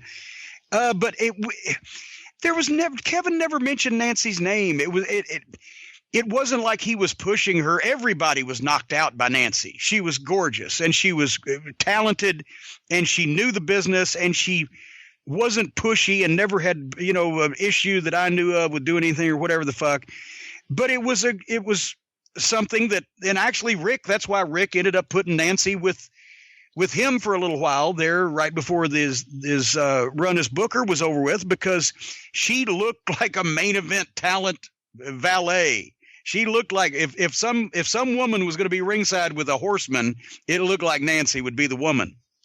But Kevin didn't push her to do shit. I think he more or less talked her into it because he wanted to get the Steiner thing over because he liked those guys because Rick had been in the varsity club. So it wasn't that wasn't difficult. What was difficult was having a committee inside a committee. Because, as Terry Funk said, too many cooks and not enough stew. The committee, when Flair was the booker, the committee inside the committee was Rick, me, and Kevin Sullivan. And then the committee outside the committee was Jody Hamilton, who worked in the office and booked the job guys and et cetera, and was a wrestling legend, so he could certainly have input. And Jim Barnett, who was there to agree with anything that Herd wanted, and Jim Herd. And then Jim Ross, who was caught in the middle of everything because he had to work in the office, but he was really talent, whereas the other people were just straight office people. So he was kind of caught in the middle. And that's what Herd would cause him and Flair to get fucking JR and Flair to get mad at each other. But at the time, the fewer people that can be doing everything, the better. That's why Flair's tenure worked, because he gave us the direction. Kevin filled in a lot of blanks. I did the paperwork. And that was it. That was where we were going. The only time we had problems was when we had to sit with the outside committee, which was every fucking body else, and listen to Jim Herd drone on and argue about shit incessantly. So the booking meetings with everybody accomplished nothing. And then me and Rick and Kevin would do whatever in the car. That's probably why that was the most successful booking run for the first 5 or 6 years, because every other time it was committees and they were expected to do shit in the office. Or it was Ole, who pretty much was over it at that point. I love Ole Anderson's booking from the 70s and 80s, but they were never allowed to work. Never allowed. There was always too many people with their hand in shit. And then my last question is, you and I have talked in the past on the show about the misuse of Brian Pillman and how, he was really just this bright young star and he never hit his full potential, especially in those first couple of years, because he was just from one booker to another, from Jim Barnett's opinion to whoever else's opinion. It was herky jerky. He never really got to hit his full potential. The other young guy I think of from the summer of '89 is Muta, who just got over. He was so over with me as a kid. And I'm just curious, because he would leave at the beginning of 1990. Did you guys ever have any dealings with Muta that Gary Hart wasn't involved in? I mean, we always hear about Paul Ellery, the actual manager of the Road Warriors. Was Gary Hart in Muda's ear about every single thing going on? And do you think there's anything that you guys could have done to keep Muda? Well, here's the thing. That's what I was told. Oh, I didn't come out. Once again, I didn't want to get in other people's business, but what I was told was that Gary had convinced Muda, brother, it'll kill you off if they switch you babyface. Because everybody wanted to switch it. This is one thing we actually agreed with Hurt on. This guy will be a tremendous babyface. The kids will love him. He's flashy and exciting at the right time and doing it in the right way. We should turn him babyface. But Gary saw that and, well, where the fuck would I be? And he knew what the fuck was going. So he convinced Muda, oh, brother, to kill you if they switch you babyface. That's why Muda didn't want to fucking do it and ended up, he went back to Japan. And of course he had obviously options there, but he did not want to be a babyface. Pillman, if Rick had not quit, I think what would have happened as Booker, what would have happened in 91 was they would have put the belt on Sting because he promised, and that's the way they wanted to go. And then about 6 months later, it wouldn't have worked, and they'd have put it back on Flair because he would have still been the Booker, and he's all right, and then he would have put it on Pillman. Because he wanted to work with Brian. That's why the Saturday night show in February that did the highest rating under the TBS first 6 years or 7 years of their ownership for the Saturday night show was Flair versus Pillman. He had specifically said, I want 2 main events that week. On Saturday night, I'm going to work with Brian Pillman. And on Sunday, it's going to be the Rock and Roll Express returning against Flair and Arn. And they did 4.0 on Saturday night, 4.4 on Sunday. I know. I wrote the formats. I still have them in hand. He loved Brian, and that's why I instigated the angle with the Midnight Express after we'd switched heel finally with the Dynamic Dudes, because that was the only other team that hated so bad that he didn't care what we did. That's the only reason I got to work with them. We started the thing with Pillman and Zink so that we would end up making Brian Pillman the star of the angle and reveal his throat operations after we'd injured him and how courageous he was. And in the end, Pillman, we'd get rid of Zink somehow, but Pillman would come back and beat the Midnight Express single-handed and get his hands on me and get his revenge on me, and then be ready to be a top single guy because Flair loved working with him so much and the rating was so great. Well, yes. But then once Flair quit as Booker and everybody starts going a different direction, the match in May at Capital Combat where Pillman and Zink lost the U.S. title back to the Midnight Express was supposed to have been where Pillman would have got even with all of us, and he lost the fucking match. So nothing that started ever finished properly. And it was a fucking mess. But Pillman would have been a champion within a year, I bet, as a single, if Flair had stayed with the book. Well, speaking of things that don't finish properly, here we are on the Experience, Jim. Yeah, thanks very much. Yes, we didn't start or finish properly. Well, there you go. There you have it, ladies and gentlemen. Another look down wrestling memory lane at how bad you can fuck things up when you really try. And maybe this has been a cautionary tale, Brian. Maybe some people will learn now that there's some things that you can do to wrestling to really fuck it up.